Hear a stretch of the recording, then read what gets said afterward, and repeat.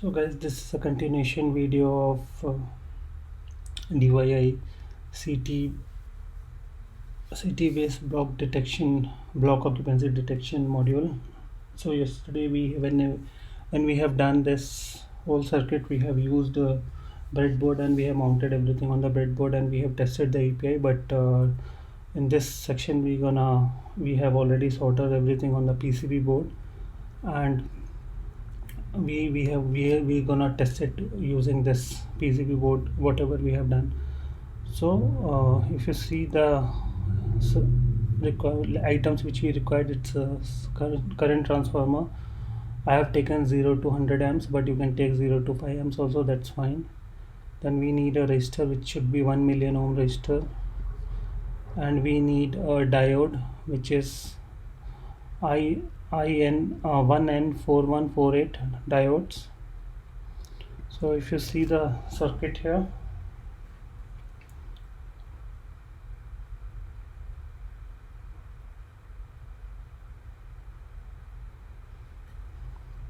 so what we have done is, like, this is a negative side of the CT and this is a positive side of the CT. Same here, this is a negative side and this is a positive side. We have just solder both the positive side together, and from this pin, whatever positive side should be 5 volt, positive side should be added to this side.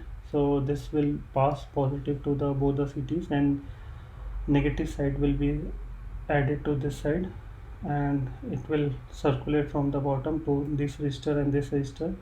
So from the negative side, GND side, we have to add two 1 million ohm resistor in the series and one diode. So make sure that black side of the diode is pointing towards the wire, and then the another end of the diode will be mounted to the wire, which will emit the analog signal for the Arduino.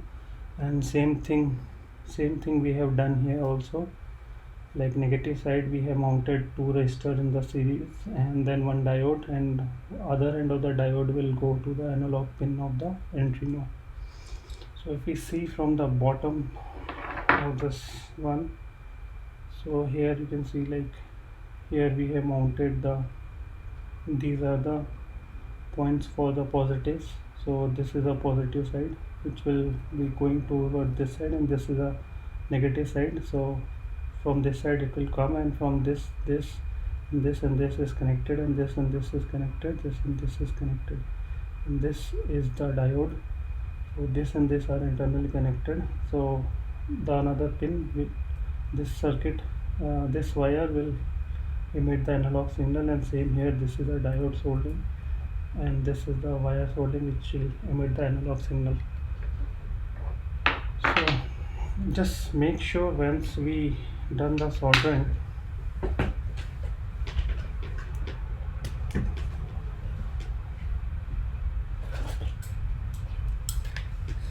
always make sure to test it multimeter. So I have a multimeter here. So with this multimeter you have to keep it into this sign here, and then once you keep the multimeter, test it, it should make a sound here, so it means connection is proper.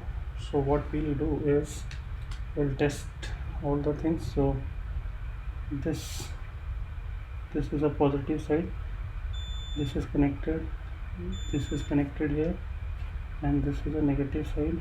So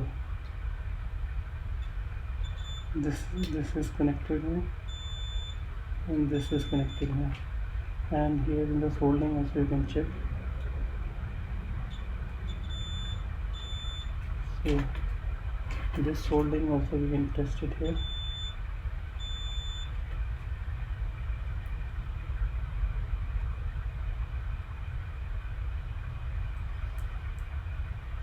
So here we can test this soldering also. These soldings also proper. These two soldings, this solding also proper. These solding, this solding. So it means our soldings are proper, so it will not cause any issues while testing the CT, testing this circuit. So now we'll test it. Now we'll just mount everything with the tracks and we'll test it.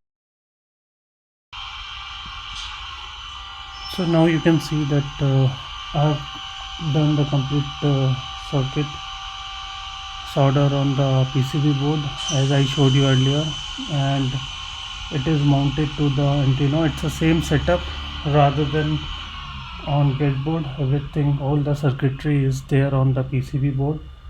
So here we have, in this breadboard we have LED for block B, and in this breadboard we have LED for block A, and we have twisted the wire which is going to the power wire which is going to the block A, and twisted the power wire here which is going to the block B. It's going to the this PCB has, as I told you earlier, it has two CT mounted on that two circuit board, so it's like a dual CT board, and from them pins are coming on A0 and A1. From here, it's from Arduino, it's going to plus 5 volt, and GND going to breadboard, which is again transferred to this breadboard and this breadboard, as well as on the circuit board on the PCB board. And this is the pin 13 for LED, and this is the pin 12 for LED block A. So let's see the demo. So as soon as train started on block B, you can see here LED will be on and readings will be changed, and as train moves to the block, this is the block division here by the insulator joiner. So this is the block A, started from there.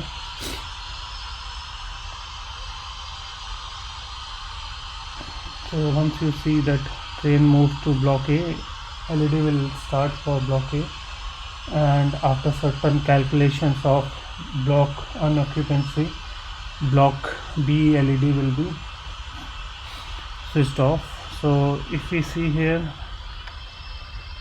at this point of time, half of the locomotive is on the block A and block B, so that's why both the LEDs are on. If we move to block B completely here, and we switch on all the lights and all, engine is still on the ideal position, there is nothing movement, but still you can see LED for block B is on, so it means it's still detecting the locomotive on the block B section. And it's the same circuitry which we have built yesterday.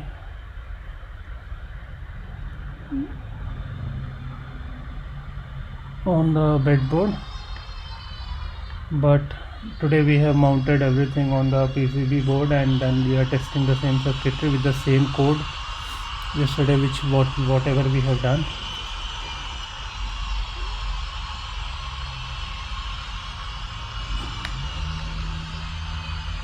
So you can see now train has left the block B also, and LED will switch off. So hope this will help you to understand how we can do the block occupancy detection using custom DYI circuit. That's it for